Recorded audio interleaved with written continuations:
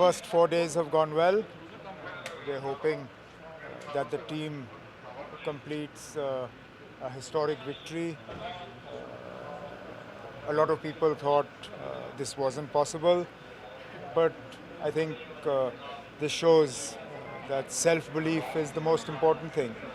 I think Jammu and Kashmir team believed in itself, believed in its abilities, and the support staff, the entire team around them have done such an amazing job.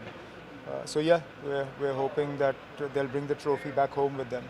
So not just cricket, I think the success of it will reverberate across the spectrum, especially for people Jammu and Kashmir. And the how prospect do you of see the that? cricket in Jammu Kashmir Well, looks to change. I mean, clearly, Yeah. this success will create a new generation of role models. Also, it's been a very long time.